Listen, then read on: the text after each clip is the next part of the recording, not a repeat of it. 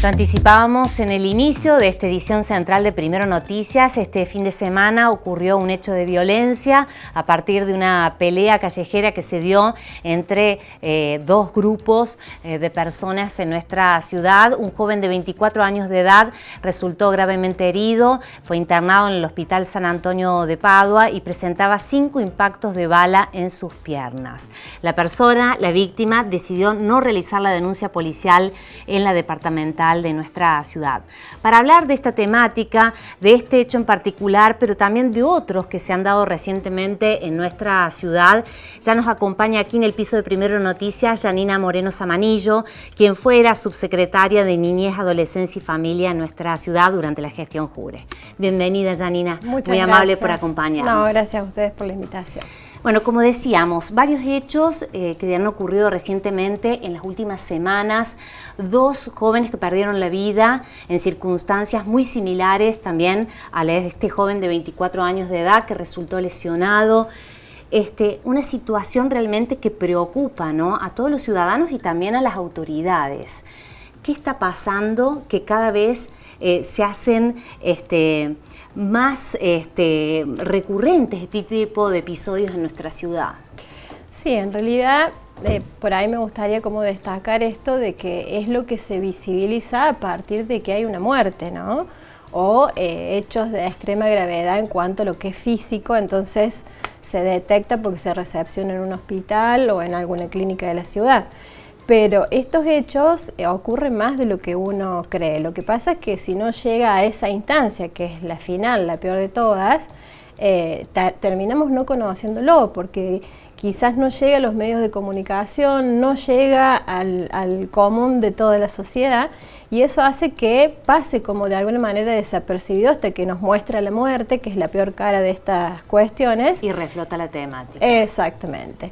Pero es más recurrente el tema de la resolución con el uso de armas, la resolución de conflictos, como es entendida hoy por los jóvenes, y sobre todo, y no es para estereotipar, de estas características y de estos contextos, ¿no? Yo explicaba un poquito anteriormente que tiene que ver también con una cuestión donde se pone el cuerpo, digamos, en la resolución del conflicto, y no media la instancia del diálogo y la conversación y ver cómo se pueden solucionar estos temas. Más aún cuando se trata de chicos de barrios diferentes. Entonces hay como un tema fuerte respecto al territorio, y esto se da más por las estadísticas en la periferia de nuestra ciudad, con sectores que son más vulnerables en todos los sentidos, donde el Estado quizás está menos presente, donde la familia está más desconfigurada en algún término, y eso va haciendo que se sumen otros indicadores también, que son lo que potencia la situación de violencia. Con esto tampoco digo, a ver, la pobreza es sinónimo de la delincuencia, porque si no estaríamos haciendo un análisis corto y reduccionista, pero sí son factores que van influenciando y que van haciendo que estas situaciones lleguen a este extremo.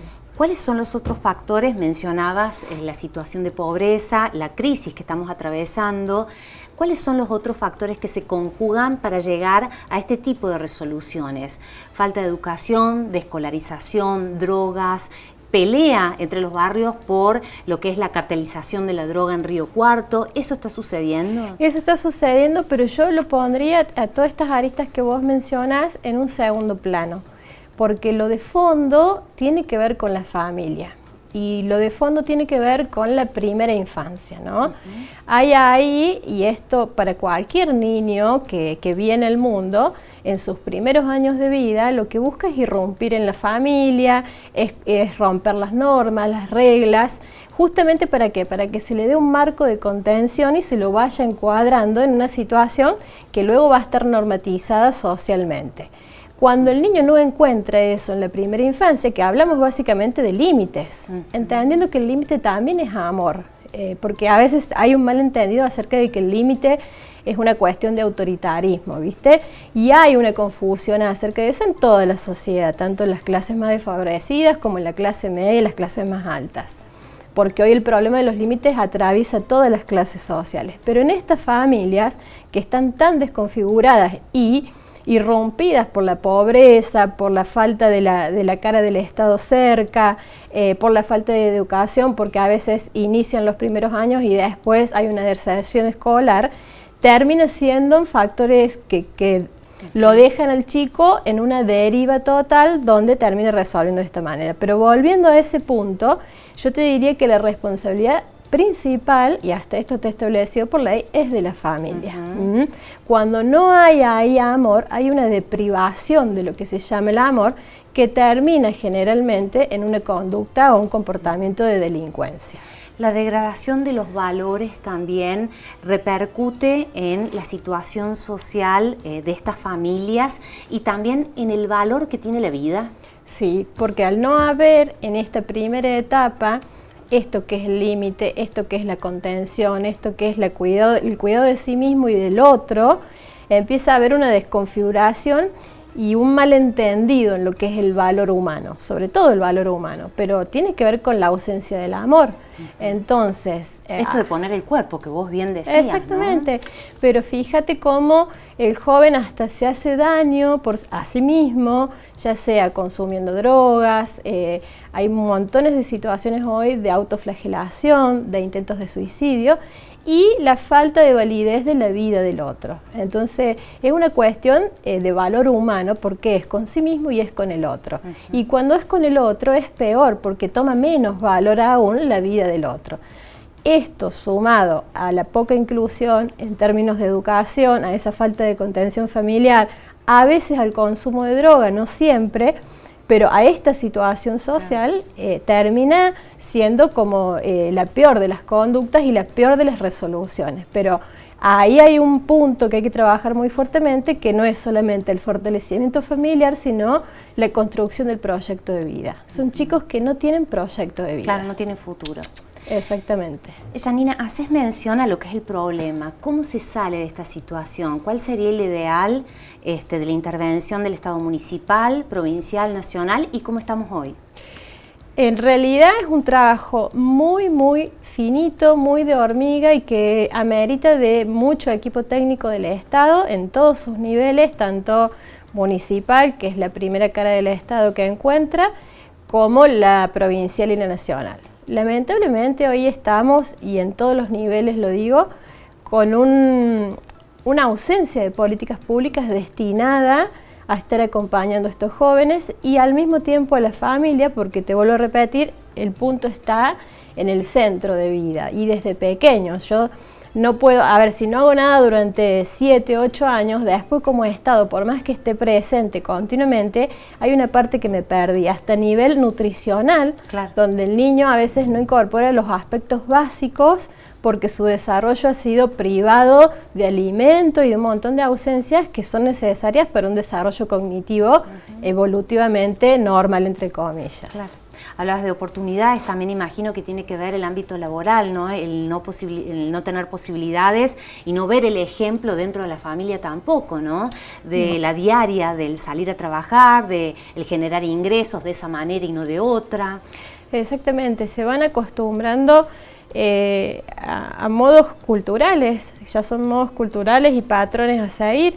El niño, las primeras conductas que adquiere son por imitación. Entonces yo puedo decir con la palabra como papá o mamá o quien, como cuidador de la familia, de los niños, una cosa, pero si yo después con el ejemplo no estoy replicando eso en la cotidianeidad, es como que queda sin sentido, se vacía de sentido. Entonces eso hace que también se resuelva en la inmediatez, como puedo, y si hace falta comida y no hay, y bueno, quizás vaya a robar, y si hace falta otra cuestión y no la tengo, y bueno, voy y me apropio de lo ajeno, digamos. Estas cosas se van imitando, y aparte ya vienen a veces de más de 3 generaciones, por ejemplo, sin empleo. Con lo cual, eso es un patrón y un indicador que nos está dando cuenta de la ausencia de políticas públicas. Bueno, hace unos días también ha impactado todo el mundo, es la temática también del día, tiene que ver con el caso de Sheila, donde se ve también esta situación, ¿no?, de marginalidad, de presencia de drogas y también el crecimiento de lo que es el nivel de perversidad, ¿no?, en un caso como ese, por ejemplo, tan resonante. Exactamente, ese caso es como que reúne todas las variables. Todas las variables. Y te vuelvo a repetir que se termina visibilizando por la muerte, porque esto ocurre más de lo que creemos y no solo en Buenos Aires, sino en nuestra ciudad también. El abuso se da generalmente en el 90% de las situaciones dentro del seno familiar. Lo que pasa es aquí que tenemos como un montón de situaciones que están en medio de un contexto de venta y de consumo de droga, que también, vuelvo a repetir, potencia la situación y hace que los niños también ingresen al consumo cada vez más precoces.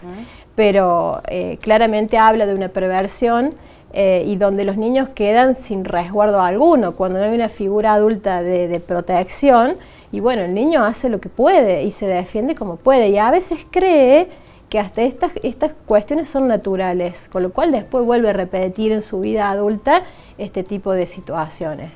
Es de una perversidad absoluta. Sí, absoluta. Realmente el caso ha conmocionado y cada vez que se conocen más detalles uno no puede creer realmente que se llegue a esas instancias, ¿no?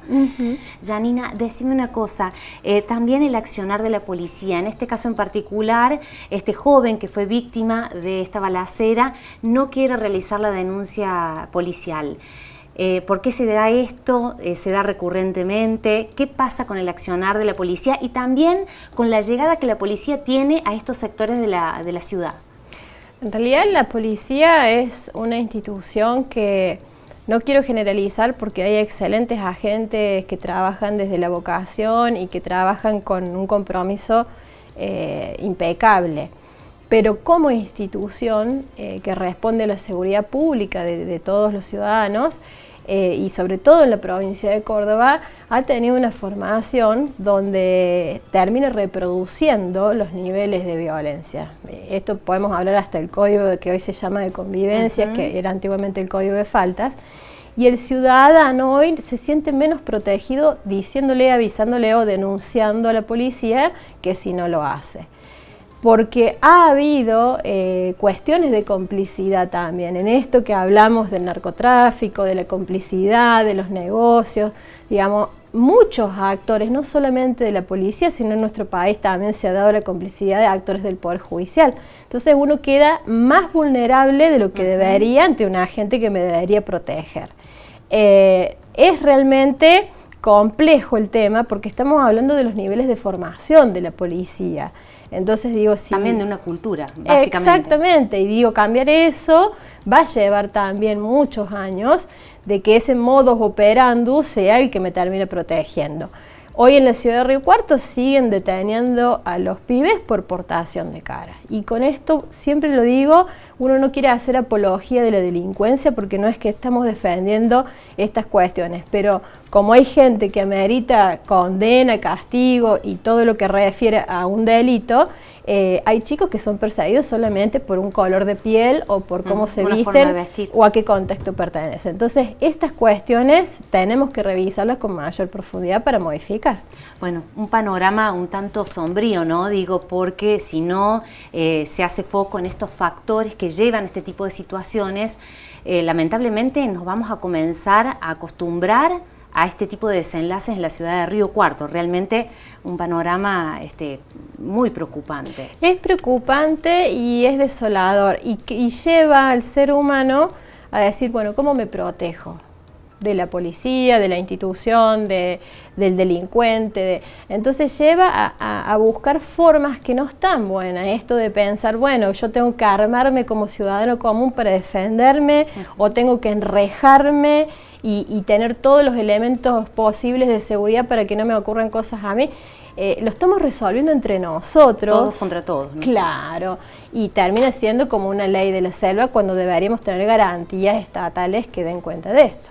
Yani, te agradezco muchísimo por tu paso por Primero Noticias. También iba a hacer referencia, hemos tratado de invitar a piso a diferentes personas que trabajan en nuestra ciudad, concretamente en algunos barrios marginales, y se hace muy difícil abordar la temática. ¿Por qué se da esto? Sí, yo creo que ese es un indicador por sí mismo y que da cuenta de que quedamos todos expuestos al hablar de esto. Y sobre todo cuando hay una persona que es referente barrial, que está encargado de cualquier cuestión en el barrio, al decir una cosa que esté fuera de lugar para el resto o que esté en un costado donde puede perjudicar a alguien, termina invalidándolo de la seguridad, que es lo que venimos hablando. Estamos hablando de seguridad social y eso lo deja expuesto ante esta situación. Bueno, Yani, muchísimas gracias por haber pasado por Primero Noticias, muy amable. De esta manera nosotros iniciamos una pausa y ya volvemos con más.